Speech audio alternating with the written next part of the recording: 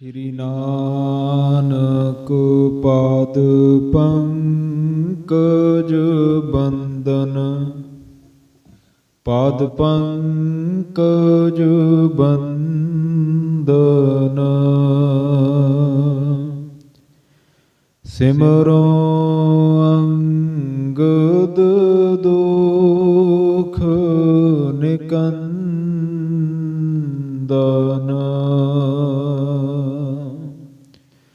ਅਮਰਦਾਸ ਗੁਰ ਹਿਰਦੇ ਧਿਆਵੋ,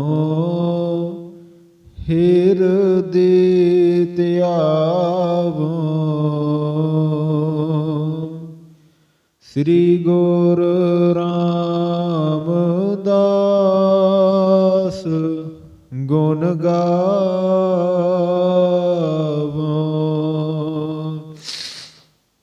ਸ੍ਰੀ ਅਰਜਨ ਬਿਘਨਨ ਕੇ ਨਾਸ਼ਕ, ਬਿਘਨਨ ਕੇ ਨਾਸ਼ਕ। ਹਰਿ ਗੋਬਿੰਦ ਸ਼ੁਭ ਸਮਤ ਪ੍ਰਕਾਸ਼ਕ।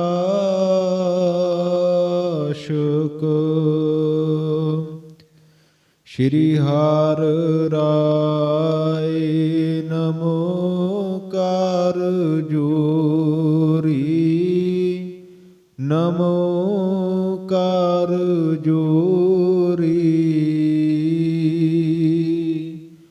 ਗੁਰ ਹਰਿ ਕ੍ਰਿਸ਼ਨ ਮਨਾਏ ਬਹੋਰੀ,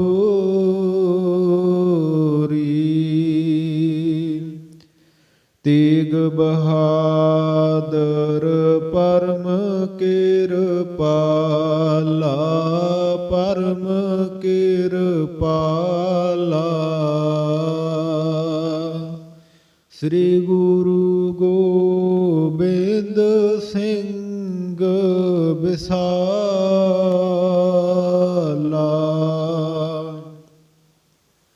ਧਰੋਂ ਧਰਾ ਪਰ ਪੁਨ ਪੁਨ ਸੀਸਾ, ਪੁਨ ਪੁਨ ਸੀਸਾ। ਬੰਦੋ ਬਾਰ ਬਾਰ ਜਗਦੀਸਾ,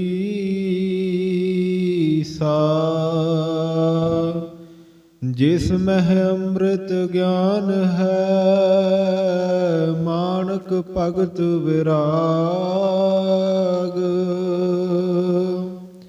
ਸ੍ਰੀ ਗੁਰੂ ਗ੍ਰੰਥ ਸਾਹਿਬ ਉਦਦ, ਬੰਦੋ ਕਰ ਅਨੁਰਾਗ।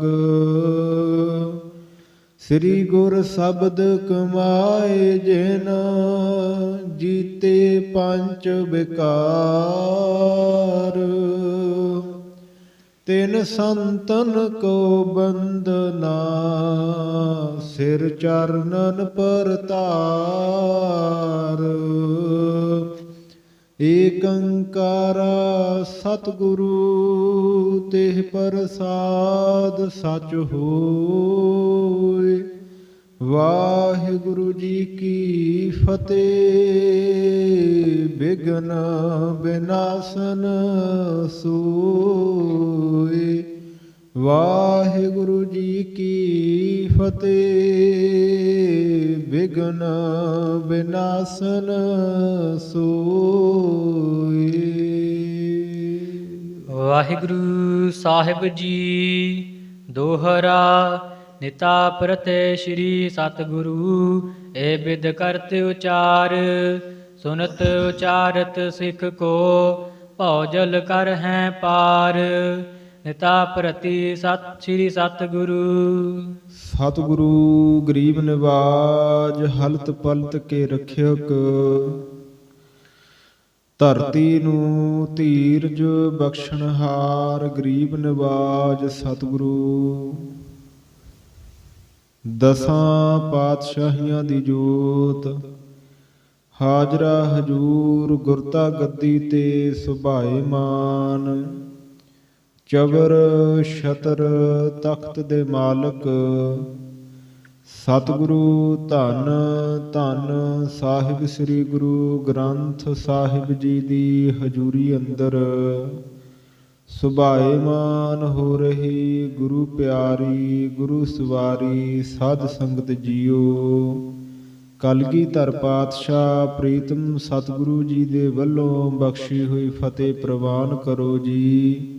ਵਾਹਿਗੁਰੂ ਜੀ ਕਾ ਖਾਲਸਾ, ਵਾਹਿਗੁਰੂ ਜੀ ਕੀ ਫਤਿਹ। ਵੱਡਿਆਂ ਭਾਗਾਂ ਦੇ ਸਦਕਾ ਆਪ ਜੀ ਨੂੰ ਸਤ ਸੰਗਤ ਕਰਨ ਦਾ ਸੁਭਾਗਾ ਸਮਾਂ ਪ੍ਰਾਪਤ ਹੋ ਰਿਹਾ ਹੈ।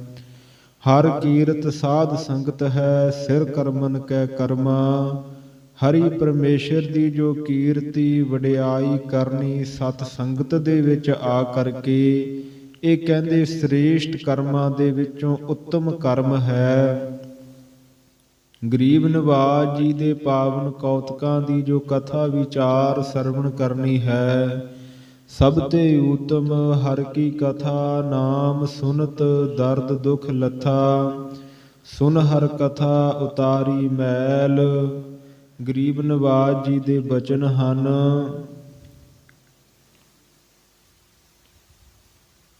ਸਤਿਗੁਰੂ ਜੀ ਬਖਸ਼ਿਸ਼ ਕਰਦੇ ਆ ਗੁਰਬਾਣੀ ਦੇ ਅੰਦਰ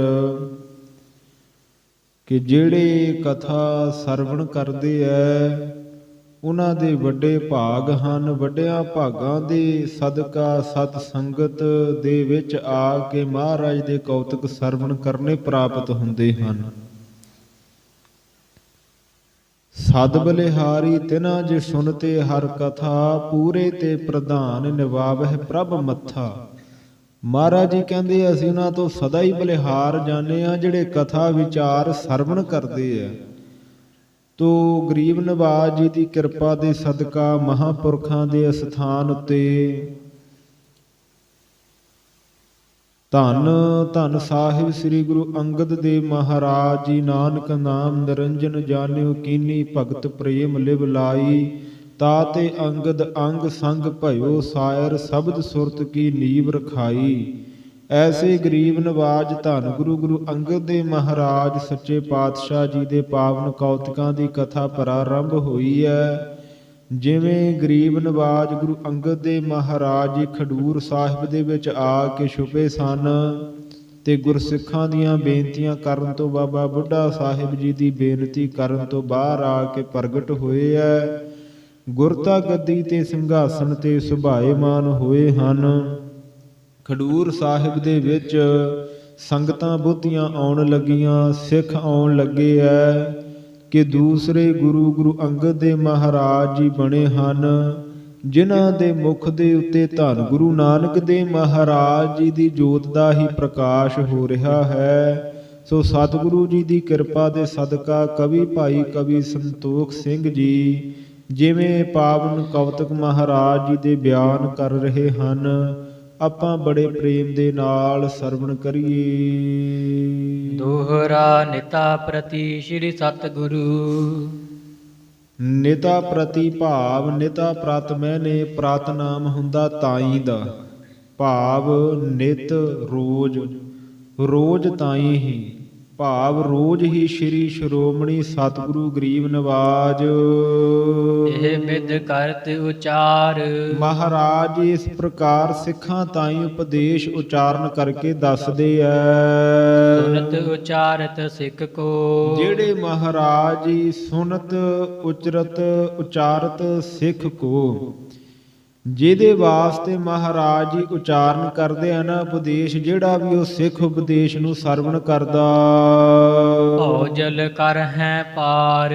ਭਉ ਨਾਮ ਹੈ ਡਰ ਦਾ, ਜਲ ਨਾਮ ਹੈ ਜਲ ਦਾ, ਸਮੁੰਦਰ ਦਾ। ਭਉ ਜਲ ਕਹਿ ਦਈਏ ਸੰਸਾਰ ਸਮੁੰਦਰ।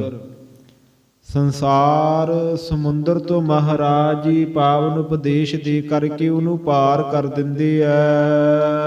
ਚੌਪਈ ਜਾਮ ਜਾਮਨੀ ਜਾਗਰਨ ਹੋਏ। ਮਹਾਰਾਜ ਜੀ ਇੱਕ ਪਹਿਰ ਰਾਤ ਰਹਿੰਦਿਆਂ, ਜਾਮ ਨਾਮ ਹੈ ਇੱਕ ਪਹਿਰ ਦਾ, ਜਾਮਨੀ ਨਾਮ ਹੈ ਰਾਤ ਦਾ। 3 ਘੰਟਿਆਂ ਦਾ ਪਹਿਰ ਹੁੰਦਾ ਆ।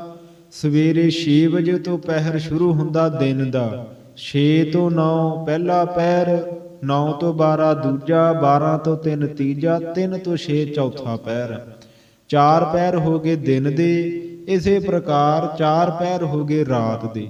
8 ਪਹਿਰਾਂ ਦਾ ਦਿਨ ਤੇ ਰਾਤ ਹੈ ਜੀ। ਤੇ 4 ਇੱਕ ਪਹਿਰ ਦੇ ਅੰਦਰ ਬਣਦੇ ਆ 3 ਘੰਟੇ। ਤੋ ਜਾਮਨੀ ਨਾਮ ਹੈ ਰਾਤ ਦਾ, ਜਾਮ ਜਾਮਨੀ ਜਾਗਰਨ ਹੋਏ। ਮਹਾਰਾਜ ਧੰਨ ਗੁਰੂ ਅੰਗਦ ਦੇਵ ਸੱਚੇ ਪਾਤਸ਼ਾਹ ਜੀ ਦਾ ਜਾਗਣਾ ਹੁੰਦਾ ਹੈ ਜਦੋਂ ਇੱਕ ਪਹਿਰ ਰਾਤ ਰਹਿ ਜਾਂਦੀ ਹੈ, ਭਾਵ 3 ਵਜੇ ਗਰੀਬ ਨਵਾਜ ਜੀ ਜਾਗ ਉੱਠਦੇ ਐ। ਸਹਿਜਾ ਤਜਹਿ ਸੈਨ ਕੀ ਜੋਏ। ਸੈਨ ਭਾਵ ਜਿਹੜੀ ਸੌਣ ਵਾਲੀ ਜੋਈ, ਜਿਹੜੀ ਸੇਜਾ ਹੈ ਨਾ, ਜਿਹੜਾ ਆਸਣ ਹੈ, ਮਹਾਰਾਜ ਜੀ ਉਹਨੂੰ ਛੱਡ ਦਿੰਦੇ, ਤਿਆਗ ਦਿੰਦੇ। ਕਰਹਿ ਸੋਚ ਪੁਨ ਧੋਵਹਿ ਪਾਵਨ। ਮਹਾਰਾਜ ਜੀ ਫਿਰ ਸੁੱਚ ਪਵਿੱਤਰਤਾ ਕਰਦੇ ਐ ਤੇ ਪਾਵਨ ਜਿਹੜੇ ਆਪਣੇ ਚਰਨ ਹੱਥ ਪੈਰ ਹੈ ਉਹਨਾਂ ਨੂੰ ਧੋਂਦੇ ਐ। ਪਾਵਨ ਹੋਨ ਕਰਹਿ ਰਦ ਧਾਵਤ। ਦੰਦਾਂ ਨੂੰ ਪਵਿੱਤਰ ਕਰਨ ਵਾਸਤੇ ਸਾਧ ਸੰਗਤ ਜੀ ਰਦ ਧਾਵਨ ਜਿਹੜੀ ਦਾਤਣ ਹੈ ਕਰਦੇ ਗਰੀਬ ਨਵਾਜ। ਬਹੁਰ ਬਦਨ ਅਰ ਬਿੰਦ ਪਖਾਰੈ। ਫਿਰ ਮਹਾਰਾਜ ਜੀ ਬਦਨ ਅਰਬਿੰਦ ਜਿਹੜਾ ਕਮਲ ਸਰੀਖਾ ਮੁਖ ਹੈ ਉਹਨੂੰ ਧੋਂਦੇ ਆ ਪਾਣੀ ਨਾਲ।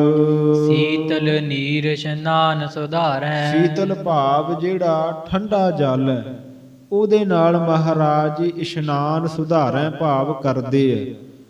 ਇਸ਼ਨਾਨ ਪਾਣੀ ਮਹਾਰਾਜ ਜੀ ਠੰਡੇ ਜਲ ਦੇ ਨਾਲ ਇਸ ਪ੍ਰਕਾਰ ਕਰਦੇ। ਨਿਜ ਆਨੰਦ ਮੈਂ ਨਿਸ਼ਚਲ ਹੋਏ ਲਗ। ਇਸ ਤਰ੍ਹਾਂ ਨਾ ਸਤਿਗੁਰੂ ਜੀ ਦੀ ਇਹ ਕਵੀ ਜੀ ਰੋਜ਼ ਦੀ ਕਿਰਿਆ ਦੱਸਣ ਲੱਗਿਆ। ਅੰਮ੍ਰਿਤ ਵੇਲੇ ਤੋਂ ਪ੍ਰਾਰੰਭ ਕਰਦੇ ਆ। ਕਹਿੰਦੇ ਜਦੋਂ ਇਸ਼ਨਾਨ ਮਹਾਰਾਜ ਜੀ ਕਰ ਲੈਂਦੇ, ਨਿਜ ਆਨੰਦ ਮੈਂ ਨਿਸ਼ਚਲ ਹੋਏ।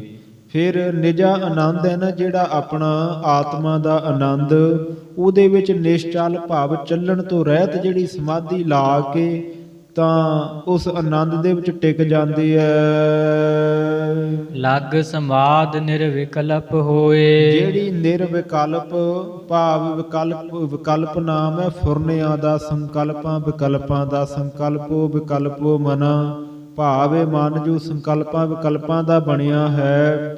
ਨਿਰਵਿਕਲਪ ਨਿਰ ਨਾਮ ਹੈ ਰਹਿਤ ਦਾ, ਭਾਵ ਵਿਕਲਪਾਂ ਤੋਂ ਰਹਿਤ, ਫੁਰਨਿਆਂ ਤੋਂ ਰਹਿਤ ਮਹਾਰਾਜ ਜੀ ਦੀ ਜਿਹੜੀ ਸਮਾਧੀ ਹੈ ਉਹ ਲੱਗ ਜਾਂਦੀ। ਭਈ ਪ੍ਰਾਪਤ ਸੂਰਜ ਜਬ ਨਿਕਸਹਿ। ਜਦੋਂ ਭਈ ਪਰਾਤ, ਜਦੋਂ ਅੰਮ੍ਰਿਤ ਵੇਲਾ ਹੁੰਦਾ ਭਾਵ ਸੂਰਜ ਨਿਕਲ ਪੈਂਦਾ। ਕਮਲ ਬਿਲੋਚਨ ਸੁੰਦਰ ਵਿਕਸਹਿ। ਉਦੋਂ ਧੰਨ ਗੁਰੂ ਅੰਗਦ ਦੇ ਮਹਾਰਾਜ ਜੀ ਦੇ ਕਮਲ ਸਰੀਖੇ ਨੇਤਰ ਸੁੰਦਰ ਹੈ ਜਿਹੜੇ ਉਹ ਖਿੜ ਜਾਂਦੇ ਆ, ਭਾਵ ਖੋਲ ਲੈਂਦੇ ਆ ਮਹਾਰਾਜ ਜੀ। ਪ੍ਰਥਮ ਦ੍ਰਿਸ਼ਟ ਜਿਸ ਪਰ ਤਬ ਪਰੈ। ਕਵੀ ਜੀ ਕਹਿੰਦੇ ਉਹ ਮਹਾਰਾਜ ਜੀ ਦੀ ਜਿਹੜੀ ਜਦੋਂ ਨੇਤਰ ਖੋਲਦੇ ਆ, ਜਿਹੜੀ ਪਹਿਲੀ ਦ੍ਰਿਸ਼ਟੀ ਪਹਿਲੀ ਨਿਗਾਹ ਮਹਾਰਾਜ ਜੀ ਦੀ ਜਿਸ ਉੱਤੇ ਵੀ ਪੈਂਦੀ। ਰੋਗੀ ਰੋਗ ਦੁਖੀ ਦੁਖ ਹਰੈ। ਭਾਵੇਂ ਕੋਈ ਰੋਗੀ ਹੋਵੇ ਜੇ ਉਹਦੇ ਉੱਤੇ ਨਿਗਾਹ ਪੈ ਜਾਵੇ ਤਾਂ ਸਾਧ ਸੰਗਤ ਜੀ ਉਹਦੇ ਰੋਗ ਮਹਾਰਾਜ ਜੀ ਨਾਸ਼ ਕਰ ਦਿੰਦੇ ਆ। ਦੁਖੀ ਦੁਖ ਹਰੈ, ਜੇ ਕੋਈ ਦੁਖੀ ਹੋਵੇ ਦੁੱਖਾਂ ਕਰਕੇ ਮਹਾਰਾਜ ਜੀ ਉਹਦੇ ਹਰੈ ਦੁੱਖ ਨਾਸ਼ ਕਰ ਦਿੰਦੇ। ਆਦ ਬਿਆਦ ਬਾਧਾ ਜੋ ਪਾਵੈ। ਫਿਰ ਆਦੀ ਬਿਆਦੀ ਜਿਹੜੇ ਤਿੰਨੇ ਤਾਪ ਹੈ, ਜੇ ਉਹਨਾਂ ਦਾ ਵਾਧਾ ਕਿਸੇ ਨੇ ਪਾਇਆ ਹੋਵੇ, ਜਾਨ ਸਮੋਹ ਆਗੇ ਚਲੇ ਆਵੈ। ਉਹ ਵੀ ਇਸ ਗੱਲ ਨੂੰ ਜਾਣ ਕਰਕੇ, ਸਮਾਂ ਜਾਣ ਕਰਕੇ ਮਹਾਰਾਜ ਜੀ ਦੀ ਨਿਗਾਹ ਦੇ ਅੱਗੇ ਚੱਲ ਕਰਕੇ ਆ ਜਾਂਦਾ। ਵਿਆਕੁਲ ਹੋਏ ਪੀੜ ਤੇ ਜੇਈ। ਹੋਰ ਵੀ ਕਹਿੰਦੇ ਜੇ ਦੁੱਖਾਂ ਤੋਂ ਕੋਈ ਵਿਆਕੁਲ ਹੁੰਦਾ, ਉਦਾਸ ਹੁੰਦਾ, ਦ੍ਰਿਸ਼ਟ ਭਰੇ ਸੁਖ ਪਾਵੈ ਤੇਈ। ਜਦੋਂ ਮਹਾਰਾਜ ਜੀ ਦੀ ਦ੍ਰਿਸ਼ਟੀ ਪੈਂਦੀ ਹੈ ਉਹ ਮਨੁੱਖ ਜਿਹੜਾ ਦੁਖੀ ਸੁਖ ਪਾ ਲੈਂਦਾ। ਭਈ ਜਗਤ ਮੈਂ ਬਿਦਤ ਸੋ ਬਾਤੀ। ਇਸ ਪ੍ਰਕਾਰ ਦੀ ਜਿਹੜੀ ਗੱਲ ਹੈ ਨਾ ਵੇ ਮਹਾਰਾਜ ਜੀ ਦੀ ਅੰਮ੍ਰਿਤ ਵੇਲੇ ਜਿਹਦੇ ਰੋਗੀ ਉੱਤੇ ਪਹਿਲੀ ਨਿਗਾਹ ਪੈ ਜਾਵੇ ਉਹਦਾ ਰੋਗ ਕੱਟਿਆ ਜਾਂਦਾ। ਇਹ ਸਾਰੀਆਂ ਜਿਹੜੀਆਂ ਗੱਲਾਂ ਹੈ ਜਗਤ ਦੇ ਵਿੱਚ ਕਹਿੰਦੇ ਪ੍ਰਗਟ ਹੋ ਗਈਆਂ। ਆਏ ਅਨੇਕ ਖਰੇ ਹੋਏ ਪ੍ਰਾਤੀ। ਪ੍ਰਾਤੀ ਭਾਵ ਸਵੇਰੇ ਜਦੋਂ ਸੂਰਜ ਚੜ੍ਹਦਾ ਆ ਕਰਕੇ ਮਹਾਰਾਜ ਦੇ ਦਰਵਾਜ਼ੇ ਤੇ ਅਨੇਕਾਂ ਹੀ ਦੁਖੀ ਖੜੇ ਹੋ ਜਾਂਦੇ। ਸੰਕਟ ਨਸ਼ਟ ਹੈ ਸਦਨ ਸਿਧਾਰ ਹੈ। ਸੰਕਟ ਉਹਨਾਂ ਦਾ ਦੁੱਖ ਨਾਸ਼ ਹੋ ਜਾਂਦਾ, ਘਰ ਨੂੰ ਚਲੇ ਜਾਂਦੇ। ਫਿਰ ਜਿਹ ਕਹੇ ਸ੍ਰੀ ਗੁਰ ਖਰੇ ਹੋਏ। ਜਿੱਥੇ ਕਿੱਥੇ ਵੀ ਮਹਾਰਾਜ ਜੀ ਸੁਜਸ ਬਿਥ ਵਿਸਥਾਰ ਹੈ। ਜਿੱਥੇ ਕਿੱਥੇ ਵੀ ਮਹਾਰਾਜ ਜੀ ਦਾ ਸ੍ਰੇਸ਼ਟ ਜਸ ਜਿਹੜਾ ਫੈਲ ਗਿਆ। ਬਹੁਰ ਰਬਾਬੀ ਕੀਰਤਨ ਗਾਵੇ। ਫਿਰ ਰਬਾਬੀ ਸਿੱਖ ਆ ਕੇ ਮਹਾਰਾਜ ਦੀ ਹਜ਼ੂਰੀ ਚ ਕੀਰਤਨ ਦੀਆਂ ਧੁਨਾਂ ਪੈਦਾ ਕਰਦੇ ਗਾਉਂਦੇ ਆ ਕੀਰਤਨ ਨੂੰ। ਸੁਨਹਿ ਬੀਚ ਸੰਗਤ ਹਰ ਖਾਵੇ। ਗਰੀਬ ਨਵਾਜ ਜੀ ਸੁਣਦੇ ਆ ਵਿੱਚ ਬਹਿ ਕੇ ਧੰਨ ਗੁਰੂ ਅੰਗਦ ਦੇਵ ਮਹਾਰਾਜ ਜੀ ਤੇ ਸੰਗਤ ਖੁਸ਼ ਹੁੰਦੀ ਹੈ। ਬੈਠੇ ਰਹਿ ਸਿੰਘਾਸਨ ਫਿਰ ਫੇਰ। ਮਹਾਰਾਜ ਜੀ ਬਾਅਦ ਵਿੱਚ ਸਿੰਘਾਸਣ ਤੇ ਸਜੇ ਰਹਿੰਦੇ। ਸਿੱਖ ਸੰਗਤ ਸਭ ਦਰਸ਼ਨ ਹੈ ਫੇਰ। ਸਿੱਖ ਸੰਗਤ ਆ ਕਰਕੇ ਮਹਾਰਾਜ ਜੀ ਦੀ ਸਾਰੀ ਸੰਗਤ ਸਿੱਖੀ ਸੰਗਤ ਸਿੱਖ ਜਿੰਨੇ ਵੀ ਦਰਸ਼ਨ ਮਹਾਰਾਜ ਜੀ ਦੇ ਕਰਦੇ ਆ ਵੇਖਦੇ ਆ। ਦੋਹਰਾ ਸ੍ਰੀ ਗੁਰੂ ਨਾਨਕ ਕੀ ਸਦਾ। ਸ਼੍ਰੋਮਣੀ ਧੰਨ ਗੁਰੂ ਨਾਨਕ ਦੇਵ ਮਹਾਰਾਜ ਜੀ ਦੀ ਸਦਾ ਵਾਸਤੇ ਚਰਚਾ ਕਰਤ ਉਦਾਰ। ਗੁਰੂ ਅੰਗਦ ਦੇਵ ਮਹਾਰਾਜ ਜੀ ਚਰਚਾ ਉਦਾਰ ਜਿਹੜੀ ਸ੍ਰੇਸ਼ਟ ਵਿਚਾਰ ਹੈ ਕਰਦੇ ਰਹਿੰਦੇ। ਯਥਾ ਚਰਿਤਰ ਪਵਿੱਤਰ ਬਹੁ ਜਗ। ਜਿਵੇਂ ਮਹਾਰਾਜ ਜੀ ਦੇ ਪਾਵਨ ਕੌਤਕ ਜਿਹੜੇ ਪਵਿੱਤਰ ਪਾਵਨ ਚਰਿਤਰ ਕੌਤਕ ਬਹੁ ਬੋਤੀ। ਬਹੁ ਜਗ ਬਚਿੱਤਰ ਵਿਸਤਾਰ। ਜਗ ਬਚਿੱਤਰ ਵਿਸਤਾਰ ਜਿਹੜੇ ਜਗਤ ਦੇ ਵਿੱਚ ਹੈਰਾਨੀਜਨਕ ਕੌਤਕ ਮਹਾਰਾਜ ਜੀ ਦੇ ਹਨ ਉਹਨਾਂ ਦੀ ਵਿਚਾਰ ਸਿੱਖਾਂ ਦੇ ਵਿੱਚ ਕਰਦੇ ਰਹਿੰਦੇ ਗੁਰੂ ਅੰਗਦ ਦੇਵ ਮਹਾਰਾਜ। ਚੌਪਈ ਅਪਰ ਨ ਚਰਚਾ ਕੋਈ ਹੋਏ। ਹੋਰ ਕਹਿੰਦੇ ਹੋਰ ਕੋਈ ਵਿਚਾਰ ਨਹੀਂ ਹੁੰਦੀ, ਬਸ ਮਹਾਰਾਜ ਜੀ ਦੇ ਧੰਨ ਗੁਰੂ ਨਾਨਕ ਦੇਵ ਮਹਾਰਾਜ ਜੀ ਦੇ ਕੌਤਕ ਹੀ ਯਾਦ ਕਰਦੇ ਆ। ਜਗ ਕਾਰਜ ਕੀ ਜੇਤਕ ਜੋਏ। ਜਿੰਨੇ ਵੀ ਸੰਸਾਰ ਦੇ ਕੰਮਾਂ ਦੀ ਹੋਰ ਚਰਚਾ ਕਹਿੰਦੇ ਉਹ ਨਹੀਂ ਇੱਥੇ ਹੁੰਦੀ। ਸੂਪਕਾਰ ਕਰ ਤਿਆਰ ਹਾਰੋ। ਇੰਨੇ ਨੂੰ ਫਿਰ ਜਿਹੜਾ ਰਸੋਈਆ ਭੋਜਨ ਤਿਆਰ ਕਰਕੇ ਸਭ ਰਸ ਪੱਕ ਹੈ ਸਵਾਦ ਉਦਾਰੂ। ਆ ਕੇ ਮਹਾਰਾਜ ਜੀ ਨੂੰ ਕਹਿੰਦਾ ਮਹਾਰਾਜ ਜੀ ਸਾਰੇ ਰਸ ਜਿਹੜੇ ਭੋਜਨ ਹੈ ਪੱਕ ਗਏ ਆ, ਜਿਹੜੇ ਬੜੇ ਸ੍ਰੇਸ਼ਟ ਸਵਾਦ ਹੈ। ਜਪ ਸੁਧ ਦੇ ਆਨ ਕਰ ਸੋਈ। ਜਦੋਂ ਰਸੋਈਆ ਆ ਕੇ ਖਬਰ ਦਿੰਦਾ ਭੋਜਨ ਤਿਆਰ ਹੋਣ ਦੀ।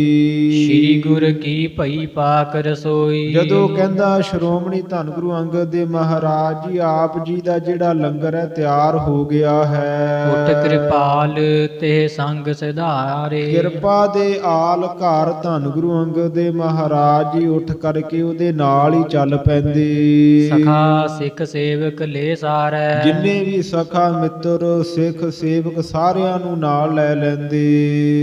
ਚਤਰ ਬਰਨ ਤਹਿ ਸਮਸਰ ਕਹਿੰਦੇ- ਵੈਸੈ। ਫੇਰ ਪੜ੍ਹਦੇ ਚਤਰ ਬਰਨ ਤਹਿ ਸਮਸਰ ਬੈਸੈ। ਜਿੱਥੇ ਮਹਾਰਾਜ ਜੀ ਭੋਜਨ ਛਕਣ ਜਾਂਦੇ ਆ ਨਾ ਜਿਸ ਲੰਗਰ ਦੇ ਵਿੱਚ, ਉੱਥੇ ਚਾਰੇ ਵਰਨ ਖੱਤਰੀ ਸ਼ੂਦ ਵੈਸ ਬ੍ਰਾਹਮਣ ਇਹ ਚਾਰੇ ਜਿਹੜੇ ਵਰਨ ਹੈ ਨਾ ਕਹਿੰਦੇ ਇੱਕ ਜਗ੍ਹਾ ਹੀ ਬਹਿੰਦੇ ਐ।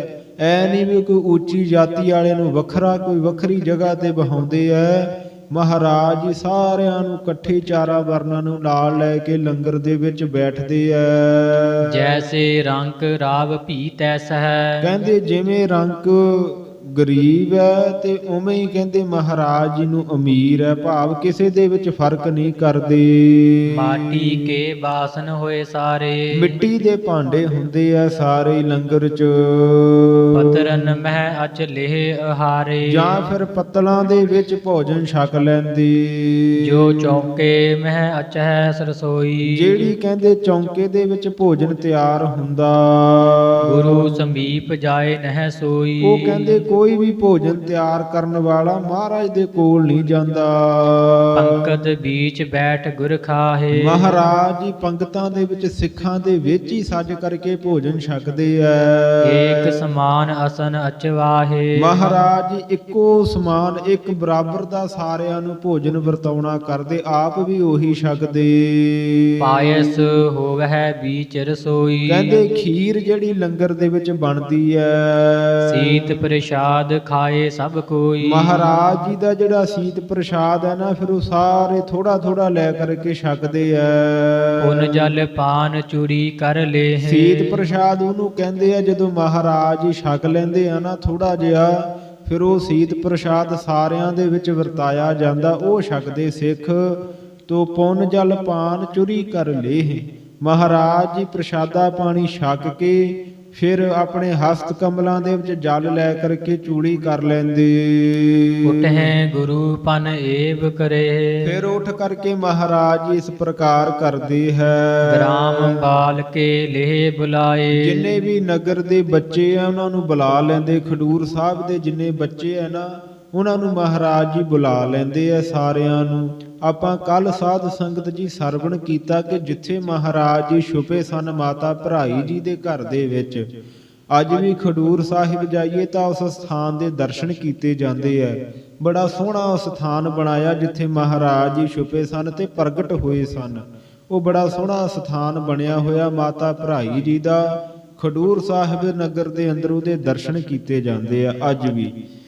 ਤੋ ਮਹਾਰਾਜ ਜੀ ਫਿਰ ਪ੍ਰਸ਼ਾਦਾ ਪਾਣੀ ਛਕ ਕੇ ਨਗਰ ਦੇ ਬੱਚਿਆਂ ਨੂੰ ਬੁਲਾ ਲੈਂਦੇ। ਹਰਖ ਸ਼ੋਕ ਜਿਨ ਹੋਏ ਨ ਕਾਏ। ਜਿਨ੍ਹਾਂ ਨੂੰ ਕਾਏ ਕਿਸੇ ਪ੍ਰਕਾਰ ਵੀ ਧੰਨ ਗੁਰੂ ਅੰਗਦ ਦੇਵ ਮਹਾਰਾਜ ਜੀ ਨੂੰ ਖੁਸ਼ੀ ਗਮੀ ਨਹੀਂ ਹੈ। 300 ਮਿਲ ਕਰ ਖੇਲਹਿ ਖੇਲ। ਮਹਾਰਾਜ ਜੀ ਉਹਨਾਂ ਬੱਚਿਆਂ ਦੇ ਨਾਲ ਮਿਲ ਕਰਕੇ ਖੇਡਾਂ ਖੇਡਦੇ ਆ, ਕੌਤਕ ਕਰਦੇ।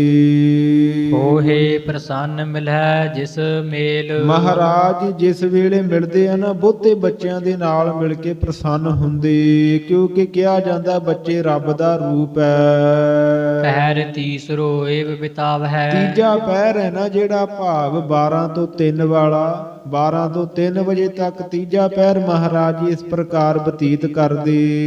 ਪਹਿਲਵਾਨ ਤਬ ਗੁਰੂ ਬੁਲਾਵਹਿ। ਮਹਾਰਾਜ ਜੀ ਤੀਜੇ ਪਹਿਰ ਦੇ ਵਿੱਚ ਫਿਰ ਪਹਿਲਵਾਨ ਹੁੰਦੇ ਆ ਨਾ ਜਿਹੜੇ, ਉਹਨਾਂ ਨੂੰ ਮਹਾਰਾਜ ਜੀ ਬੁਲਾ ਲੈਂਦੇ। ਮਿਲਹਿ ਆਏ ਬਹੁ ਪਰਹਿ ਅਖਾਰਾ। ਪਹਿਲਵਾਨ ਆ ਕਰਕੇ ਮਿਲਦੇ ਇੱਕ ਦੂਜੇ ਨੂੰ, ਅਖਾੜਾ ਲੱਗ ਜਾਂਦਾ, ਪੈ ਜਾਂਦਾ। ਰਹੇ ਆਪ ਮਹਿ ਬਲ ਧਰ ਭਾਰਾ। ਪਹਿਲਵਾਨ ਆਪਸ ਦੇ ਵਿੱਚ ਮਿਲ ਮਿਲ ਕਰਕੇ ਬਹੁਤਾ ਬਲ ਧਾਰਨ ਕਰਕੇ ਇੱਕ ਦੂਜੇ ਦੇ ਨਾਲ ਭਿੜਦੇ ਹਨ।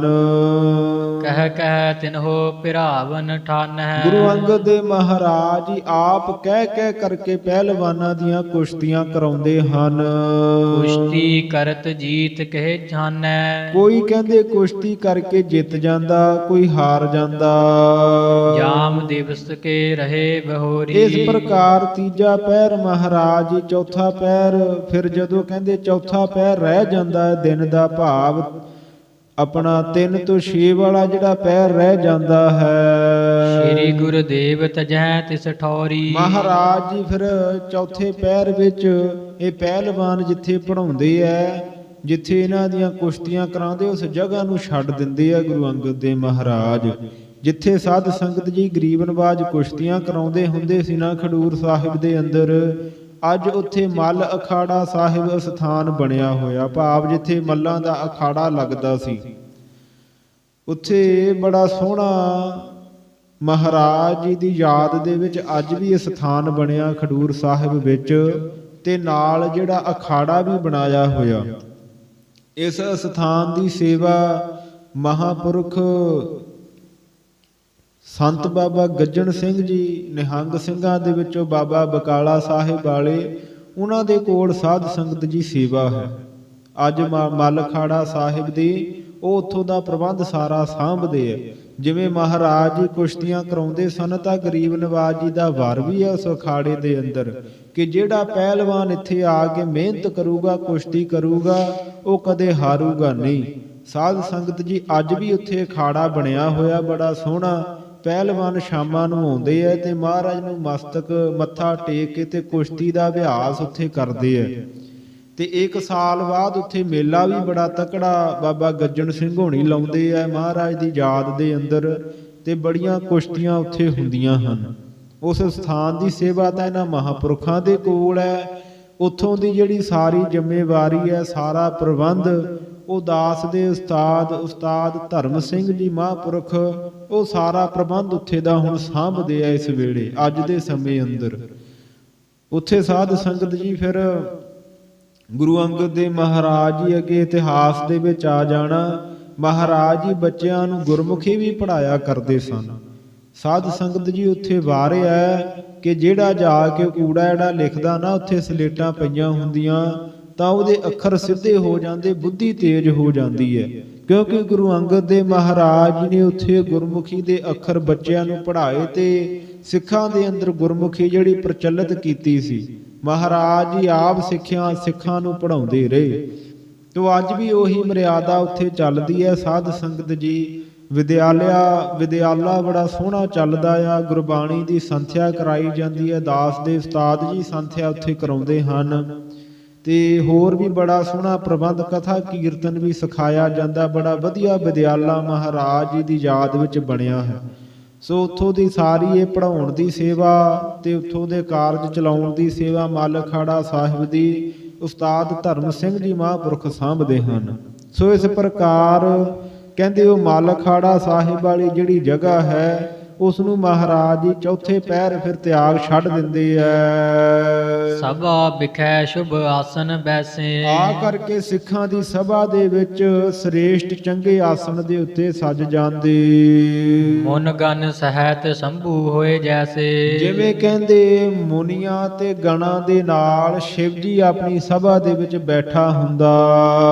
ਚਹੁ ਦਿਸ਼ ਪਰਵਾਰਤ ਸਿੱਖ ਆਏ। ਚੌਹਾਂ ਦਿਸ਼ਾਵਾਂ ਨੂੰ ਮਹਾਰਾਜ ਜੀ ਦੇ ਸਿੱਖ ਆ ਕਰਕੇ ਘੇਰ ਲੈਂਦੇ ਆ। ਮਹਾਰਾਜ ਜੀ ਦੇ ਆਲੇ ਦੁਆਲੇ ਬੈਠ ਜਾਂਦੇ। ਰੁਚਿਰ ਰਬਾਬੀ ਰਾਗਨ ਗਾਏ। ਫਿਰ ਸੁੰਦਰ ਰਾਗਾਂ ਦੇ ਵਿੱਚ ਰਬਾਬੀ ਜਿਹੜਾ ਕੀਰਤਨ ਗਾਉਂਦੇ, ਸ਼ਬਦ ਗਾਉਂਦੇ।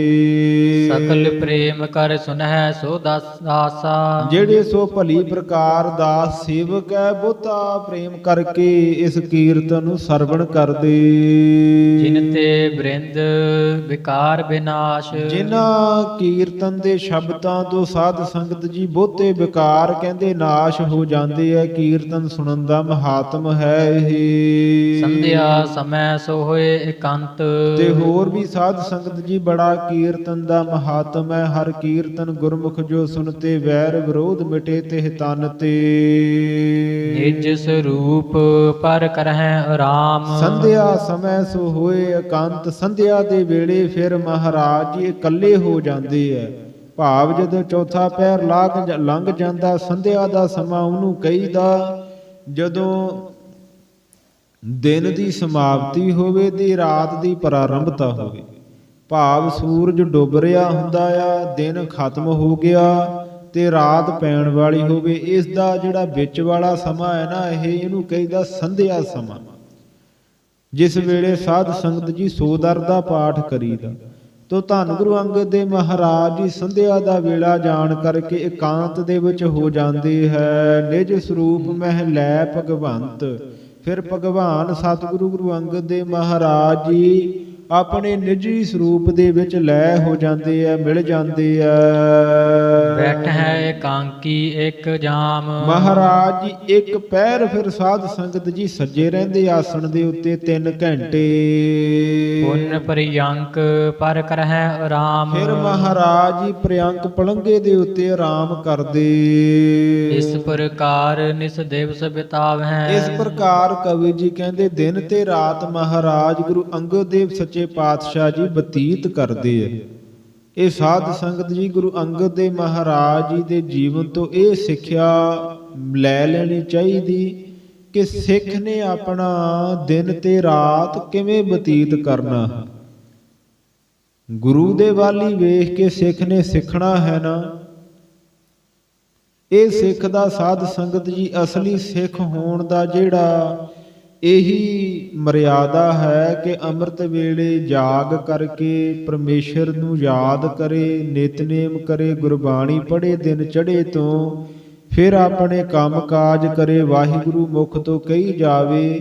ਸੰਧਿਆ ਵੇਲੇ ਸੋਦਰ ਦਾ ਪਾਠ ਕਰਕੇ, ਰਾਤਰੀ ਵੇਲੇ ਸੋਹਲਾ ਸਾਹਿਬ ਦਾ ਪਾਠ ਕਰਕੇ ਤੇ ਬਿਰਾਜਾ ਲਾ ਲਵੇ। ਦਿਨ ਰਾਤ ਪਰਮੇਸ਼ਰ ਦੀ ਯਾਦ ਵਿੱਚ ਲੰਘਾਵੇ। ਤੋ ਇਹ ਮਹਾਰਾਜ ਜੀ ਦਾ ਜੀਵਨ ਕਹਿੰਦੇ ਕਵੀ ਜੀ ਕਹਿੰਦੇ ਇਸ ਪ੍ਰਕਾਰ ਦਿਨ ਤੇ ਰਾਤ ਬਤੀਤ ਕਰਦੇ ਹਨ। ਸਿੱਖਨ ਤੇ ਸਤਨਾਮ ਜਪਾਵਹਿ। ਸਿੱਖਿਅਨ ਸਿੱਖਾਂ ਦੇ ਕੋਲੋਂ ਮਹਾਰਾਜ ਜੀ ਸੱਚੇ ਨਾਮ ਦਾ ਜਿਹੜਾ ਜਾਪ ਕਰਵਾਉਂਦੇ ਆ। ਆਪਨ ਢਿੱਗ ਮਾਇਆ ਵਿਵਹਾਰ। ਆਪਣੇ ਦੇ ਕੋਲ ਮਾਇਆ ਦਾ ਜਿਹੜਾ ਕਾਰ ਵਿਹਾਰ ਹੈ। ਜ਼ਿਕਰ ਨਾ ਹੋਣ ਦੇਹ ਕਿਸ ਵਾਰ। ਗੁਰੂ ਅੰਗਦ ਦੇਵ ਮਹਾਰਾਜ ਜੀ ਕਿਸੇ ਵੇਲੇ ਵੀ ਇਸ ਗੱਲ ਗੱਲ ਦਾ ਜ਼ਿਕਰ ਨਹੀਂ ਹੋਣ ਦਿੰਦੇ, ਸੰਸਾਰੀ ਮਾਇਆ ਦਾ ਜਾਂ ਇਹਦੇ ਕਾਰ ਵਿਹਾਰਾਂ ਦਾ। ਹਰਖ ਸੋਗ ਜੇਤਕ ਵਿਦ ਨਾਨਾ। ਜਿੰਨੇ ਵੀ ਤਰੀਕੇ ਦੇ ਫਿਰ ਨਾਨਾ ਭਾਵ ਬਹੁਤੇ ਤਰੀਕੇ ਦੇ ਜਿਹੜੇ ਖੁਸ਼ੀ ਤੇ ਗਮੀ ਵਾਲੇ ਸਮੇਂ ਹਨ। ਇਨ ਕੋ ਸਿੱਖ ਨਾ ਕਹੈ ਵਖਾਨਾ। ਸਿੱਖ ਹੈ ਨਾ ਜਿਹੜੇ, ਇਹਨਾਂ ਗੁਰੂ ਅੰਗਦ ਦੇ ਮਹਾਰਾਜ ਨੂੰ ਕਹਿ ਕੇ ਨਹੀਂ ਦੱਸਦੇ, ਕੁਝ ਵੀ ਨਹੀਂ ਕਹਿੰਦੇ ਮਹਾਰਾਜ ਨੂੰ। ਨਾ ਤਾਂ ਇਹ ਦੱਸਦੇ ਵੀ ਮਹਾਰਾਜ ਕਾਰ ਵਿਹਾਰ ਕਿੱਦਾਂ ਚੱਲਦੇ ਆ, ਕਿਉਂਕਿ ਮਹਾਰਾਜ ਸੁਣਦੇ ਨਹੀਂ ਹੈ। ਤੇ ਨਾ ਸਿੱਖ ਜਿਹੜੇ ਖੁਸ਼ੀ ਗਮੀ ਦਾ ਸਮਾਂ ਦੱਸਦੇ ਆ। ਇਕ ਰਸ ਬ੍ਰਿਤ ਸਮਾਨ ਜਿਨ ਕੇਰੀ। ਜਿਨ੍ਹਾਂ ਦੀ ਕਹਿੰਦੇ ਬਿਰਤੀ ਇੱਕ ਰਸ ਹੈ ਗੁਰੂ ਅੰਗਦ ਦੇ ਮਹਾਰਾਜ ਜੀ ਦੀ। ਰਾਗ ਨਾ ਦਵੈਸ਼ ਮਿੱਤਰ ਨਹਿ ਬੈਰੀ। ਮਹਾਰਾਜ ਜੀ ਨਾ ਕਿਸੇ ਨਾਲ ਰਾਗ ਮੋਹ ਕਰਦੇ ਐ, ਪ੍ਰੇਮ ਕਰਦੇ, ਨਾ ਕਿਸੇ ਨਾਲ ਦਵੈਸ਼ ਈਰਖਾ ਕਰਦੇ। ਨਾ ਮਹਾਰਾਜ ਜੀ ਦਾ ਕੋਈ ਮਿੱਤਰ ਹੈ ਤੇ ਨਾ ਕੋਈ ਵੈਰੀ ਹੈ। ਸਦਾ ਆਨੰਦ ਪ੍ਰੇਮ ਰਸ ਪਾਗੇ। ਨਾ ਕੋ ਬੈਰੀ ਨਹੀਂ ਬਗਾਨਾ, ਸਗਲ ਸੰਗ ਹਮਕੋ ਬਨ ਆਈ। ਐਸੀ ਅਵਸਥਾ ਗੁਰੂ ਅੰਗਦ ਦੇ ਮਹਾਰਾਜ ਜੀ ਨੇ ਧਾਰਨ ਕੀਤੀ ਹੈ। ਸਦਾ ਹੀ ਗਰੀਬ ਨਵਾਜ ਪ੍ਰੇਮ ਰਸ ਦੇ ਆਨੰਦ ਵਿੱਚ ਭਿੱਜੇ ਰਹਿੰਦੇ ਐ। ਸ਼੍ਰੀ ਨਾਨਕ ਜਸ ਸੋ ਨਿਤ ਲਾਗੇ। ਬਸ ਸ਼੍ਰੋਮਣੀ ਧੰਨ ਗੁਰੂ ਨਾਨਕ ਦੇ ਮਹਾਰਾਜ ਜੀ ਦੀ ਵਡਿਆਈ ਕਰਨ ਦੇ ਵਿੱਚ ਹੀ ਲੱਗੇ ਰਹਿੰਦੇ। ਗੋਰਖ ਆਦ ਸਿੱਧ ਵੱਡ ਪੂਰੇ। ਗੋਰਖ ਤੋਂ ਆਦਿਕ ਜਿਹੜੇ ਵੱਡੇ ਕਹਿੰਦੇ ਸਿੱਧ ਐ। ਇੱਕ ਦਿਨ ਕਰ ਵਿਚਾਰ ਸਭ ਰੂਰੇ। ਉਹਨਾਂ ਸਿੱਧਾਂ ਨੇ ਇੱਕ ਦਿਨ ਸਾਧ ਸੰਗਤ ਜੀ ਸੁੰਦਰ ਵਿਚਾਰ ਕੀਤੀ ਐ। ਸ਼੍ਰੀ ਨਾਨਕ ਗਾਦੀ ਪਰ ਜੌਨ। ਕਹਿੰਦੇ ਭਾਈ ਜਿਹੜੇ ਗੁਰੂ ਨਾਨਕ ਦੇ ਮਹਾਰਾਜ ਜੀ ਦੀ ਗੱਦੀ ਦੇ ਉੱਤੇ ਹੁਣ ਹਨ। ਕੈਸੋ ਹੈ ਬਿਲੋਕ ਹੈ ਤੋਨ। ਕਿਸੇ ਪ੍ਰਕਾਰ ਕਿਸ ਪ੍ਰਕਾਰ ਦੇ ਕਿਸ ਤਰੀਕੇ ਦੇ ਕਹਿੰਦੇ ਗੁਰੂ ਹੈ ਤੇ ਕੌਣ ਹੈ, ਉਹਨਾਂ ਨੂੰ ਜਾ ਕੇ ਵੇਖੀਏ। ਆਪ ਸੋ ਹੁਤੇ ਮਹਿੰਦ ਮਹਿਆਨ। ਕਹਿੰਦੇ ਆਪ ਤਾਂ ਗੁਰੂ ਨਾਨਕ ਦੇ ਮਹਾਰਾਜ ਜੀ ਮਹਿਦ ਮਹਿਆਨ ਧਰਤੀ ਦੇ ਉੱਤੇ ਬੜੇ ਵੱਡੇ ਗੁਰੂ ਬਣੇ ਹਨ। ਕਰ ਦਿਗ ਵਿਜੈ ਪੁੱਜੇ ਸਭ ਥਾਨ। ਸਤਿਗੁਰੂ ਜੀ ਸਾਰੀਆਂ ਦਿਸ਼ਾਵਾਂ ਨੂੰ ਜਿੱਤ ਕਰਕੇ ਸਾਰੀਆਂ ਥਾਵਾਂ ਤੇ ਪੁੱਜੇ। ਬਾਬੇ ਤਾਰੇ ਚਾਰ ਚੱਕ, ਨੌਖੰਡ ਪ੍ਰਿਥਵੀ ਸੱਚਾ ਢੋਆ। ਪੀਰ ਨਾ ਮੀਰ ਅਰਿਓ ਨਹਿ ਆਗੇ। ਜਿਨ੍ਹਾਂ ਸਤਿਗੁਰਾਂ ਗੁਰੂ ਨਾਨਕ ਦੇ ਮਹਾਰਾਜ ਜੀ ਦੇ ਅੱਗੇ ਵੱਡੇ ਤੋਂ ਵੱਡਾ ਪੀਰ, ਵੱਡੇ ਤੋਂ ਵੱਡਾ ਬਾਦਸ਼ਾਹ ਅੜਿਆ ਨਹੀਂ। ਹਾਰ ਸਰਬ ਚਰਨੀ ਤਿਨ ਲਾਗੇ। ਸਾਰੇ ਹਾਰ ਕਰਕੇ ਧੰਨ ਗੁਰੂ ਨਾਨਕ ਦੇ ਮਹਾਰਾਜ ਜੀ ਦੇ ਚਰਨੀ ਲੱਗੇ ਐ। ਕੋਈ ਸਤਿਗੁਰੂ ਜੀ ਦੇ ਅੱਗੇ ਪੀਰ, ਵੱਡੇ ਵੱਡੇ ਦਸਤਗੀਰ ਵਰਗੇ ਪੀਰ ਨਹੀਂ ਅੜੇ। ਬਾਬਰ ਵਰਗੇ ਬਾਦਸ਼ਾਹ ਨਹੀਂ ਮਹਾਰਾਜ ਜੀ ਦੇ ਅੱਗੇ ਅੜੇ। ਇਮ ਵਿਚਾਰ ਸਭ ਹੀ ਚੱਲ ਆਏ। ਇਦਾਂ ਇਸ ਪ੍ਰਕਾਰ ਦੀ ਵਿਚਾਰ ਕਰਦੇ ਜਿਹੜੇ ਸਿੱਧ ਸਾਰੇ ਚੱਲ ਕਰਕੇ ਆ ਗਏ। ਸਤਿਗੁਰ ਕੋ ਨਿਜ ਦਰਸ ਦਿਖਾਏ। ਸਤਿਗੁਰੂ ਜੀ ਨੂੰ ਆ ਕਰਕੇ ਆਪਣਾ ਦਰਸ਼ਨ ਇਹਨਾਂ ਦਿਖਾਇਆ। ਗੋਰਖ ਭਰਥਰ ਚਰਪਟ ਸਾਥ। ਗੋਰਖ ਸਿੱਧ, ਭਰਥਰ ਸਿੱਧ, ਫਿਰ ਚਰਪਟ ਵੀ ਸਿੱਧ ਦਾ ਨਾਮ ਹੈ ਇਹਨਾਂ ਦੇ ਨਾਲ। ਗੋਪੀ ਚੰਦ ਸੋ ਈਸ਼ਰ ਨਾਥ। ਗੋਪੀ ਚੰਦ ਸਿੱਧ ਈਸ਼ਰ ਨਾਥ। ਆਏ ਸਤਿਗੁਰ ਲੇਨ ਪ੍ਰਿਯ ਗਿਆ। ਕਹਿੰਦੇ ਪ੍ਰਤੱਗਿਆ ਮਹਾਰਾਜ ਜੀ ਦੀ ਪ੍ਰੀਖਿਆ ਲੈਣ ਵਾਸਤੇ ਆਏ ਗੁਰੂ ਅੰਗਦ ਦੇਵ ਸੱਚੇ ਪਾਤਸ਼ਾਹ ਜੀ ਦੀ। ਪਾਏ ਪ੍ਰਤੀਤ ਭਰਮ ਉਰ ਭੱਗਿਆ। ਫਿਰ ਕਹਿੰਦੇ ਪਾਏ ਪ੍ਰਤੀਤ, ਜਿਨ੍ਹਾਂ ਨੇ ਭਰੋਸਾ ਪਾ ਕਰਕੇ ਗੁਰੂ ਅੰਗਦ ਦੇਵ ਮਹਾਰਾਜ ਜੀ ਦਾ, ਜਿਨ੍ਹਾਂ ਦੇ ਹਿਰਦੇ ਦਾ ਭਰਮ ਨਾਸ਼ ਹੋਇਆ ਸੀ। ਸ਼੍ਰੀ ਅੰਗਦ ਸਿੰਘਾਸਣ ਬੈਸੇ। ਸ਼੍ਰੋਮਣੀ ਗੁਰੂ ਅੰਗਦ ਦੇਵ ਮਹਾਰਾਜ ਜੀ ਸਿੰਘਾਸਣ ਦੇ ਉੱਤੇ ਸੱਜੇ ਖਡੂਰ ਸਾਹਿਬ ਚ ਆਏ ਕਹੀ ਆਦੇਸ਼ ਆਦੇਸ਼ੇ। ਇਹਨਾਂ ਸਿੱਧਾਂ ਨੇ ਆ ਕਰਕੇ ਆਦੇਸ਼ੇ ਕਈ ਨਮਸਕਾਰ ਕਿਹਾ ਮਹਾਰਾਜ ਜੀ ਨੂੰ। ਤਿਨ ਕੇ ਮਨ ਕੀ ਸਭ ਗੁਰ ਜਾਨੀ। ਉਹਨਾਂ ਦੇ ਮਨ ਦੀ ਗੁਰੂ ਅੰਗਦ ਦੇਵ ਮਹਾਰਾਜ ਜੀ ਨੇ ਪਹਿਲੇ ਸਾਰੀ ਗੱਲ ਜਾਣ ਲਈ। ਸਾਦਰ ਮਦਰ ਭਾਖ ਕਰ ਬਾਨੀ। ਸਤਿਗੁਰੂ ਜੀ ਨੇ ਸਾਦਰ ਸਤਕਾਰ ਦੇ ਨਾਲ ਮਿੱਠੇ ਬਚਨ ਕਹਿ ਕਰਕੇ ਬੈਠਾਰੇ ਆਸਨ ਸ਼ੁਭ ਦਏ। ਆਪਣੇ ਕੋਲ ਇਹਨਾਂ ਨੂੰ ਬਿਠਾ ਲਿਆ ਤੇ ਚੰਗੇ ਸ੍ਰੇਸ਼ਟ ਆਸਣ ਇਹਨਾਂ ਨੂੰ ਦਿੱਤੇ। ਗੋਰਖ ਆਦ ਪ੍ਰਸੰਨ ਮਨ ਭਏ। ਗੋਰਖ ਜਿਹੜਾ ਇਹਨਾਂ ਸਿੱਧਾਂ ਦੇ ਵਿੱਚੋਂ ਸਾਰਿਆਂ ਦਾ ਗੁਰੂ ਹੈ, ਇਹਦੇ ਸਿੱਧੋ ਆਦਿਕ ਜਿਹੜੇ ਸਿੱਧ ਹੈ ਸਾਰੇ ਬੜੇ ਖੁਸ਼ ਹੋਏ। ਕਹਿ ਅਸ਼ਟਾਂਗ ਹੈ ਜੋਗ ਮਹਾਤਮ। ਕਹਿਣ ਲੱਗੇ ਆ, ਕਹਿੰਦੇ ਵੀ ਜੋ 8 ਅੰਗਾਂ ਦੇ ਯੋਗ ਦਾ ਜਿਹੜਾ ਮਹਾਤਮ ਹੈ, ਵਡਿਆਈ ਹੈ। ਬਿਨਾ ਜੋਗ ਨਹਿ ਨਿਰਮਲ ਆਤਮ। ਸਿੱਧ ਕਹਿਣ ਲੱਗੇ ਵੀ ਗੁਰੂ ਅੰਗਦ ਦੇਵ ਮਹਾਰਾਜ, ਯੋਗ ਕਰਨ ਤੋਂ ਬਗੈਰ, ਯੋਗਾ ਕਰਨ ਤੋਂ ਬਗੈਰ ਜਿਹੜੀ ਆਤਮਾ ਹੈ ਨਿਰਮਲ ਨਹੀਂ ਹੁੰਦੀ। ਪ੍ਰਿਥਮ ਸਕਲ ਜੇ ਭਏ ਮਹਾਨਾ। ਪਹਿਲਾਂ ਕਹਿੰਦੇ ਜਿੱਡੇ ਵੀ ਵੱਡੇ ਵੱਡੇ ਲੋਕ ਹੋਏ ਐ, ਕਰ ਕਰ ਜੋਗ ਸੋ ਪਾਇਓ ਗਿਆਨਾ। ਉਹਨਾਂ ਨੇ ਯੋਗ ਦੇ ਅੰਗ ਧਾਰਨ ਕਰਕੇ ਗਿਆਨ ਪ੍ਰਾਪਤ ਕੀਤਾ। ਤੁਮ ਕਲ ਯੁਗ ਮਹਿ ਭੇਵ ਅਵਤਾਰ। ਕਹਿੰਦੇ ਤੁਸੀਂ ਗੁਰੂ ਨਾਨਕ ਦੇਵ ਮਹਾਰਾਜ ਜੀ ਦੇ ਪਰਮੇਸ਼ਰ ਦੇ ਅਵਤਾਰ ਹੋਏ ਹੋ ਕਲਯੁਗ ਅੰਦਰ। ਗੁਰਤਾ ਗਾਦੀ ਬੈਠ ਉਦਾਰ। ਇਹ ਜਿਹੜੀ ਸ੍ਰੇਸ਼ਟ ਗੁਰਤਾ ਗੱਦੀ ਹੈ, ਇਹਦੇ ਉੱਤੇ ਤੁਸੀਂ ਸੱਜੇ ਹੋ। ਜੋਗ ਜੁਗਤ ਨਹਿ ਪੰਥ ਤੁਮਾਰੇ। ਪਰ ਜੋਗ ਦੀਆਂ ਜਿਹੜੀਆਂ ਜੁਗਤੀਆਂ ਆ, ਇਹ ਤੁਹਾਡੇ ਪੰਥ ਦੇ ਵਿੱਚ, ਤੁਹਾਡੇ ਰਾਹ ਦੇ ਵਿੱਚ ਨਹੀਂ ਹੈ। ਕਿਸ ਪ੍ਰਕਾਰ ਸਿੱਖ ਕਰਹੁ ਉਧਾਰੇ। ਇਹ ਗੁਰੂ ਅੰਗਦ ਦੇਵ ਮਹਾਰਾਜ, ਤੁਸੀਂ ਕਿਵੇਂ ਸਿੱਖਾਂ ਦਾ ਉਧਾਰ ਕਰੋਗੇ ਜੇ ਤੁਹਾਨੂੰ ਯੋਗ ਕਰਨਾ ਹੀ ਨਹੀਂ ਆਉਂਦਾ, ਸਿਖਾਉਣਾ ਨਹੀਂ ਆਉਂਦਾ। ਬਿਨਾ ਜੋਗ ਸਿਧ ਹਾਥ ਨ ਆਵਤ। ਯੋਗਾ ਅਭਿਆਸ ਕਰਨ ਤੋਂ ਬਗੈਰ ਰਿੱਧੀਆਂ ਸਿੱਧੀਆਂ ਹੱਥ ਨਹੀਂ ਆਉਂਦੀਆਂ। ਬਿਨਾ ਜੋਗ ਵਿਗਿਆਨ ਨ ਪਾਵਤ। ਬਿਨਾ ਯੋਗ ਤੋਂ ਜਿਹੜਾ ਬ੍ਰਹਮ ਗਿਆਨ, ਸ੍ਰੇਸ਼ਟ ਗਿਆਨ, ਉਹ ਵੀ ਨਹੀਂ ਪਾਇਆ ਜਾਂਦਾ। ਗਿਆਨੀ ਸੰਤ ਅਨੇਕ ਜਗ ਭਏ। ਜਗਤ ਦੇ ਵਿੱਚ ਅਨੇਕਾਂ ਹੀ ਸੰਤ ਮਹਾਪੁਰਸ਼ ਗਿਆਨਵਾਨ ਹੋਏ ਹਨ।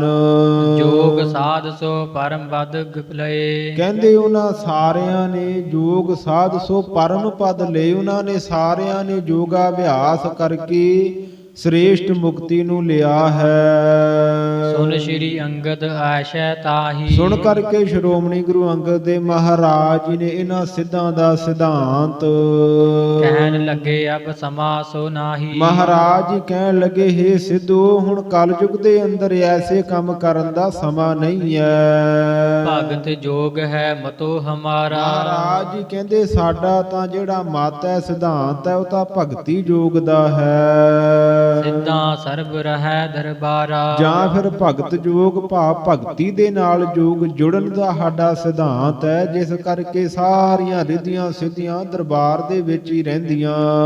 ਆਤਮ ਗਿਆਨ ਭਗਤ ਹੀ ਦੇਤ। ਆਤਮਾ ਦਾ ਗਿਆਨ ਜਿਹੜੀ ਭਗਤੀ ਹੀ ਦਿੰਦੀ ਹੈ। ਭਗਤ ਕਰਤ ਸਭ ਹੀ ਸੁਖ ਲੇਤ। ਭਗਤੀ ਨੂੰ ਕਰਕੇ ਫਿਰ ਸਾਰੇ ਹੀ ਸੁਖ ਲੈਂਦੇ ਹੈ। ਨਾਮ ਆਸ਼ਰੈ ਜੋਗ ਤੁਮਾਰਾ। ਪਰ ਤੁਹਾਡਾ ਜਿਹੜਾ ਯੋਗ ਹੈ, ਇਹ ਤਾਂ ਨਾਮ ਦੇ ਆਸਰੇ ਹੀ ਹੈ ਕਿ ਜਿਹੜਾ ਤੁਸੀਂ ਨਾਮ ਲੈਂਦੇ ਹੋ, ਉਹਦੇ ਕਰਕੇ ਤੁਸੀਂ ਯੋਗ ਕਹਿੰਦੇ ਹੋ। ਸੋ ਸਤ ਨਾਮ ਹਮ ਹੋ ਕੋ ਪਿਆਰਾ। ਜਾਂ ਫਿਰ ਤੁਹਾਡਾ ਤਾਂ ਨਾਮ ਦਾ ਹੀ ਮਹਾਰਾਜ ਜੀ ਕਹਿੰਦੇ ਯੋਗ ਹੈ। ਉਦਾਂ ਤੁਹਾਡੇ ਯੋਗ ਦਾ ਲਾਭ ਕੋਈ ਨਹੀਂ ਹੈ ਬਹੁਤਾ, ਪਰ ਸੋ ਸਤ ਨਾਮ ਹਮਹੁ ਕੋ ਪਿਆਰਾ। ਸਾਡਾ ਤਾਂ ਨਾਮ ਦਾ ਹੀ ਕਹਿੰਦੇ ਯੋਗ ਹੈ, ਜਿਹੜਾ ਸੱਚਾ ਨਾਮ ਉਹੀ ਸਾਨੂੰ ਪਿਆਰਾ ਹੈ। ਵਾਹਿਗੁਰੂ ਤਨ ਸਾਧਨ ਹਿਤ ਜੋਗ ਕਮਾਵਹੁ। ਤਨ ਨੂੰ, ਸਰੀਰ ਨੂੰ ਸਾਧਣ ਦੇ ਵਾਸਤੇ ਤੁਸੀਂ ਯੋਗਾ ਕਮਾਉਂਦੇ ਹੋ, ਯੋਗ ਅਭਿਆਸ ਕਰਦੇ ਹੋ। ਪੁਨ ਮਨ ਜੀਤਹੁ ਨੀਠ ਟਿਕਾਵਹੁ। ਫਿਰ ਮਨ ਨੂੰ ਜਿੱਤ ਕਰਕੇ ਤੁਸੀਂ ਹੌਲੀ ਹੌਲੀ ਟਿਕਾਉਂਦੇ ਹੋ। ਸਿੱਧ ਆਏ ਤਬ ਠਾਂਡੀ ਹੋਏ। ਮਸਾਂ ਮਸਾਂ ਕਿਤੇ ਤੁਹਾਡਾ ਮਨ ਟਿਕਦਾ ਹੈ। ਇੰਨੀਆਂ ਯੋਗ ਦੀਆਂ ਜੁਗਤੀਆਂ ਕਰਕੇ ਇੰਨੇ ਨੂੰ ਜਿਹੜੀਆਂ ਰਿੱਧੀਆਂ ਸਿੱਧੀਆਂ ਤੁਹਾਡੇ ਕੋਲ ਆ ਕੇ ਖੜੀਆਂ ਹੋ ਜਾਂਦੀਆਂ। 300 ਪਰਚੋ ਤੁਮਰੋ ਜੋਏ। ਤੁਹਾਡਾ ਜਿਹੜਾ ਜੋਏ ਚਿੱਤ ਹੈ, ਫਿਰ ਉਹਨਾਂ ਦੇ ਰਿੱਧੀਆਂ ਸਿੱਧੀਆਂ ਦੇ ਵਿੱਚ ਪਰਚ ਜਾਂਦਾ, ਲੱਗ ਜਾਂਦਾ ਹੈ। ਜਦੋਂ ਧੰਨ ਗੁਰੂ ਨਾਨਕ ਦੇਵ ਮਹਾਰਾਜ ਜੀ ਸਾਧ ਸੰਗਤ ਜੀ ਸੁਮੇਰ ਪਰਬਤ ਤੇ ਗਏ, ਇਹਨਾਂ ਸਿੱਧਾਂ ਨੇ ਬੜੀਆਂ ਰਿੱਧੀਆਂ ਸਿੱਧੀਆਂ ਵਿਖਾਈਆਂ ਗੋਰਖ ਵਰਗਿਆਂ ਨੇ। ਕਦੇ ਖੜਾਂ ਉੱਤੇ ਉਡਾ ਦਿਆ ਕਰਨ, ਕਦੇ ਕੁਛ ਉਡਾ ਦਿਆ ਕਰਨ ਆਕਾਸ਼ ਦੇ ਵਿੱਚ, ਕਦੇ ਸਾਧ ਸੰਗਤ ਜੀ ਆਪਣੀਆਂ ਸਿੰਗੀਆਂ ਉਡਾ ਦਿਆ ਕਰਨ ਆਕਾਸ਼ ਦੇ ਵਿੱਚ। ਵੀ ਖਰੇ ਗੁਰੂ ਨਾਨਕ ਦੇਵ ਮਹਾਰਾਜ ਡਾਰੀ ਜਾਣ ਸਾਡੇ ਤੋਂ। ਬੜਾ ਇਹਨੇ ਸਾਧ ਸੰਗਤ ਜੀ ਸ਼ਕਤੀਆਂ ਵਿਖਾਈਆਂ। ਬੜੇ ਪੱਥਰ ਕਦੇ ਉਡਾਤੇ, ਕਦੇ ਸਰੋਵਰ ਵਿੱਚ ਹੀਰੇ ਲਾ ਦਿੱਤੇ, ਬਣਾਤੇ ਪਾਣੀ ਵਿੱਚ। ਐਦਾਂ ਬੜੀਆਂ ਰਿੱਧੀਆਂ ਸਿੱਧੀਆਂ ਇਹਨੇ ਵਿਖਾਈਆਂ। ਜਦੋਂ ਇਹਨਾਂ ਨੇ ਇਦਾਂ ਸਾਧ ਸੰਗਤ ਜੀ ਆਕਾਸ਼ ਦੇ ਵਿੱਚ ਆਪਣੇ ਮੁਸੱਲੇ ਥੱਲੇ ਬਹਿਣ ਵਾਲੇ ਹੋਰ ਆਪਣੇ ਹੱਥਾਂ ਦੇ ਵਿੱਚ ਫੜੀਆਂ ਸਿੰਗੀਆਂ, ਡੰਡੇ ਆਦਿਕ ਜਦੋਂ ਉਡਾਏ ਨਾ, ਧੰਨ ਗੁਰੂ ਨਾਨਕ ਦੇਵ ਮਹਾਰਾਜ ਜੀ ਨੇ ਆਪਣੇ ਚਰਨਾਂ ਦੀ ਖੜਾਮ ਖੋਲੀ ਤੇ ਮਹਾਰਾਜ ਜੀ ਕਹਿੰਦੇ, ਹੇ ਖੜਾਮ, ਆ ਜਿੰਨੀਆਂ ਇਹਨੇ ਕਾਸ਼ ਦੇ ਵਿੱਚ ਚੀਜ਼ਾਂ ਡਾਈਆਂ ਸਾਰੀਆਂ ਲਾਹ ਲਿਆ। ਉਹ ਖੜਾਮ ਨੇ ਸਾਧ ਸੰਗਤ ਜੀ ਉੜ ਕੇ ਸਾਰੀਆਂ ਚੀਜ਼ਾਂ ਇਹਨਾਂ ਦੀਆਂ ਲਾਹ ਕੇ ਰੱਖ ਦਿੱਤੀਆਂ। ਉਸ ਵੇਲੇ ਸਿੱਧ ਬੜੇ ਹੈਰਾਨ ਹੋਏ। ਤੋ ਧੰਨ ਗੁਰੂ ਅੰਗਦ ਦੇਵ ਮਹਾਰਾਜ ਜੀ ਕਹਿੰਦੇ, ਹੇ ਸਿੱਧੂ, ਤੁਸੀਂ ਯੋਗਾ ਅਭਿਆਸ ਕਰਦੇ ਹੋ, 8 ਅੰਗ ਧਾਰਨ ਕਰਦੇ ਹੋ ਯੋਗ ਦੇ, ਉਹਨਾਂ ਦੇ ਨਾਲ ਮਸਾਂ ਤੁਸੀਂ ਮਨ ਟਿਕਾਉਂਦੇ ਹੋ, ਜਾਂ ਉਹਨੂੰ ਰਿੱਧੀਆਂ ਸਿੱਧੀਆਂ ਆ ਕੇ ਤੁਹਾਡੇ ਕੋਲ ਖੜੀਆਂ ਹੁੰਦੀਆਂ ਉਹਨਾਂ ਦੇ ਵਿੱਚ ਲੱਗ ਜਾਂਦੇ ਹੋ। ਬੈਸ ਵਧਾਵਤ ਆਦਿਕ ਰਾਚੇ, ਜਾਂ ਫਿਰ ਤੁਸੀਂ ਉਮਰ ਵਧਾਉਣ ਆਦਿਕ ਕੰਮਾਂ ਦੇ ਵਿੱਚ ਲੱਗ ਜਾਂਦੇ ਹੋ। ਜਗ ਦਿਖ ਰਾਏ ਮਾਨ ਕੋ ਜੱਚੇ, ਹਾਂਜੀ, ਕਹਿੰਦੇ ਜਗਤ ਨੂੰ ਤੁਸੀਂ ਦਿਖਾਉਂਦੇ ਹੋ ਤੇ ਆਪਣਾ ਮਾਣ ਸਤਿਕਾਰ ਮੰਗਦੇ ਹੋ ਜਗਤ ਦੇ ਵਿੱਚੋਂ। ਯਾਤੇ ਰਹੋ ਅਨਾਤਮ ਮਾਹੀ, ਇਸ ਕਰਕੇ ਮਹਾਰਾਜ ਜੀ ਕਹਿੰਦੇ, ਭਾਈ ਤੁਸੀਂ ਆਤਮਾ ਨੂੰ ਜਾਣਨ ਤੋਂ ਬਗੈਰ ਹੀ ਰਹਿ ਜਾਂਦੇ। ਜਿਹੜੀ ਆਤਮਾ ਜੋ ਨਹੀਂ ਹੈ ਉਹ ਹੀ ਤੁਸੀਂ ਜਾਣਦੇ। ਭਾਵ ਜਾਂ ਤੇ ਰਹੋ ਅਨਾਤਮ ਮਾਹੀ, ਜੋ ਆਤਮਾ ਨਹੀਂ ਹੈ ਨਾ ਉਹਦੇ ਵਿੱਚ ਤੁਸੀਂ ਪਰਚੇ ਰਹਿੰਦੇ ਹੋ, ਜਾਂ ਫਿਰ ਅਨ ਆਤਮਾ ਨੂੰ ਦੇਖਣ ਤੋਂ ਬਗੈਰ ਹੀ ਰਹਿ ਜਾਂਦੇ ਹੋ। ਬ੍ਰਹਮਾਮਤ ਕੋ ਜਾਣੋ ਨਾਹੀ, ਬ੍ਰਹਮ ਆਤਮ ਜੋ ਸਾਰਿਆਂ ਤੋਂ ਵੱਡਾ ਬ੍ਰਹਮ ਹੈ ਨਾ ਪਰਮੇਸ਼ਰ, ਉਹਨੂੰ ਤੁਸੀਂ ਜਾਣਦੇ ਨਹੀਂ। ਜੋਗ ਜੁਗਤ ਤੇ ਛੂਛੇ ਰਹੇ, ਸਤਿਗੁਰੂ ਜੀ ਕਹਿੰਦੇ ਤੁਸੀਂ ਤਾਂ ਜੁੜਨ ਦੀਆਂ ਜੁਗਤੀਆਂ ਤੋਂ ਖਾਲੀ ਰਹਿ ਗਏ। ਆਤਮ ਕੋ ਰਸ ਨਾਹੇ ਨ ਲਹੇ, ਆਤਮਾ ਦਾ ਜਿਹੜਾ ਰਸ ਹੈ ਨਾ, ਆਤਮਾ ਦਾ ਆਨੰਦ, ਉਹ ਨਹੀਂ ਤੁਸੀਂ ਸਿੱਧੋ ਲਿਆ, ਪ੍ਰਾਪਤ ਕੀਤਾ। ਜਿਮ ਸ਼੍ਰੀ ਨਾਨਕ ਜੋਰ ਜੋਗ ਬਖਾਨਾ, ਗੁਰੂ ਅੰਗਦ ਦੇਵ ਮਹਾਰਾਜ ਜੀ ਕਹਿਣ ਲੱਗੇ, ਹੇ ਸਿੱਧੂ, ਜਿਵੇਂ ਧੰਨ ਗੁਰੂ ਨਾਨਕ ਦੇਵ ਮਹਾਰਾਜ ਜੀ ਨੇ ਜੋਗ ਕਿਹਾ ਹੈ, ਸੋ ਹਮ ਕਰਹਿ ਸੁਨਹੁ ਤੁਮ ਕਾਨਾ। ਉਹ ਮਹਾਰਾਜ ਜੀ ਕਹਿੰਦੇ ਅਸੀਂ ਤੁਹਾਨੂੰ ਉਚਾਰਨ ਕਰਕੇ ਦੱਸਦੇ ਹਾਂ, ਉਹ ਤੁਸੀਂ ਕੰਨ ਦੇ ਕਰਕੇ ਸੁਣੋ। ਹੁਣ ਧੰਨ ਗੁਰੂ ਅੰਗਦ ਦੇਵ ਮਹਾਰਾਜ ਜੀ, ਸਾਧ ਸੰਗਤ ਜੀ, ਗੁਰੂ ਨਾਨਕ ਦੇਵ ਮਹਾਰਾਜ ਜੀ ਦਾ ਉਚਾਰਨ ਕੀਤਾ ਹੋਇਆ ਸ਼ਬਦ ਇਹਨਾਂ ਸਿੱਧਾਂ ਦੇ ਤਾਈਂ ਦੱਸਣਗੇ। ਉਹ ਆਪਾਂ ਕੱਲ ਦੇ ਦੀਵਾਨਾਂ ਵਿੱਚ ਸਰਵਣ ਕਰਾਂਗੇ। ਮਹਾਰਾਜ ਜੀ ਕਹਿੰਦੇ, ਭਾਈ ਦੁਨੀਆ ਦੇ ਜਿਹੜੇ ਅੱਜ ਕੱਲ ਦੇ ਲੋਕ ਹੈ ਨਾ, ਇਹਨਾਂ ਦੀ ਹਾਲਤ ਵੀ ਇਵੇਂ ਹੀ ਹੈ। ਇਹ ਆਤਮਾ ਦਾ ਰਸ ਨਹੀਂ ਲੈਂਦੇ, ਆਤਮਾ ਦਾ ਆਨੰਦ ਨਹੀਂ ਲੈਂਦੇ। ਕਦੇ ਸਾਧ ਸੰਗਤ ਜੀ ਅੱਖਾਂ ਬੰਦ ਕਰਕੇ ਆਪਣੇ ਅੰਦਰ ਨੂੰ ਝਾਤੀ ਮਾਰੀਏ, ਕਿੰਨਾ ਕੁਛ ਸਾਡੇ ਅੰਦਰ ਤੁਰਿਆ ਫਿਰਦਾ, ਕਿੰਨਾ ਗੰਦ ਅਸੀਂ ਆਪਣੇ ਸਰੀਰ ਵਿੱਚ ਭਰੇ ਬੈਠੇ ਹਾਂ, ਕਿੰਨੇ ਵਿਕਾਰ ਸਾਡੇ ਮਨ ਵਿੱਚ ਚੱਲਦੇ ਐ। ਇਹ ਮਹਾਰਾਜ ਜੀ ਕਹਿੰਦੇ, ਭਾਈ ਆਤਮਾ ਕਦੇ ਮੈਲੀ ਨਹੀਂ ਹੁੰਦੀ, ਤੁਸੀਂ ਆਪਣਾ ਮਨ ਹੀ ਮੈਲਾ ਕੀਤਾ ਹੋਇਆ। ਕਦੇ ਮਹਾਰਾਜ ਜੀ ਕਹਿੰਦੇ, ਸਿੱਧੂ ਤੁਸੀਂ ਆਪਣੀ ਆਤਮਾ ਨੂੰ ਵੇਖਿਆ ਹੀ ਨਹੀਂ। ਸਿੱਖ ਨੂੰ ਤਾਂ ਸਾਧ ਸੰਗਤ ਜੀ ਤਰੀਕਾ ਹੀ ਮਹਾਰਾਜ ਜੀ ਨੇ ਬੜਾ ਸੌਖਾ ਦਿੱਤਾ ਆਤਮਾ ਨੂੰ ਵੇਖਣ ਦਾ, ਆਤਮਾ ਨੂੰ ਮਿਲਣ ਦਾ, ਆਤਮਾ ਨੂੰ ਵੇਖਣ ਦਾ। ਜਿਸ ਆਤਮਾ ਆਸਰੇ ਸਾਡਾ ਸਰੀਰ ਚੱਲਦਾ ਹੈ, ਇਸ ਆਤਮਾ ਨੂੰ ਵੇਖਣ ਦਾ ਇੱਕੋ ਇੱਕ ਤਰੀਕਾ ਮਹਾਰਾਜ ਜੀ ਨੇ ਦੱਸਿਆ ਕਿ ਅੰਮ੍ਰਿਤ ਵੇਲੇ ਉੱਠ ਕੇ ਚੌਂਕੜਾ ਲਾ ਕੇ ਬਹਿ ਜਾਓ, ਅੱਖਾਂ ਮੀਟ ਕੇ, ਤੇ ਮੁਖ ਤੋਂ ਮੂਲ ਮੰਤਰ ਗੁਰ ਮੰਤਰ ਦਾ ਜਾਪ ਉਚਾਰਨ ਕਰੋ। ਤੇ ਸਤਿਗੁਰੂ ਜੀ ਕਿਰਪਾ ਕਰਦੇ ਆ, ਹੌਲੀ ਹੌਲੀ ਅਭਿਆਸ ਕਰਨ ਦੇ ਨਾਲ ਜਿਹੜੀ ਸਾਡੇ ਸਰੀਰ ਦੇ ਵਿੱਚ ਆਤਮਾ ਕਹਿੰਦੇ ਉਹ ਫਿਰ ਵੇਖੀ ਜਾਂਦੀ ਹੈ, ਫਿਰ ਇਸ ਆਤਮਾ ਦਾ ਆਨੰਦ ਲਿਆ ਜਾਂਦਾ ਹੈ। ਕਿਉਂਕਿ ਆਤਮਾ ਦੁੱਖਾਂ ਸੁੱਖਾਂ ਤੋਂ ਰਹਿਤ ਹੈ। ਆਤਮਾ ਨੂੰ ਕਿਸੇ ਦੇ ਨਾਲ ਕੋਈ ਲੇਪ ਨਹੀਂ, ਨਿਰਲੇਪ ਹੈ। ਇਹਨੂੰ ਕਿਸੇ ਪ੍ਰਕਾਰ ਦੀ ਕੋਈ ਸੰਸਾਰ ਦੀ ਮੈਲ ਨਹੀਂ ਵਿਆਪਦੀ। ਤੋ ਜਦੋਂ ਫਿਰ ਇਹਦੇ ਨਾਲ ਬੰਦਾ ਜੁੜਦਾ ਨਾ, ਆਤਮਾ ਨੂੰ, ਅੰਤਰ ਆਤਮਾ ਨੂੰ ਜਦੋਂ ਅੰਦਰੋਂ ਵੇਖਦਾ, ਉਦੋਂ ਫਿਰ ਸਾਧ ਸੰਗਤ ਜੀ ਜਿਹੜਾ ਆਨੰਦ ਹੈ ਉਹ ਅਭਿਆਸੀ ਰੂਹਾਂ ਹੀ ਜਾਣਦੀਆਂ ਹਨ।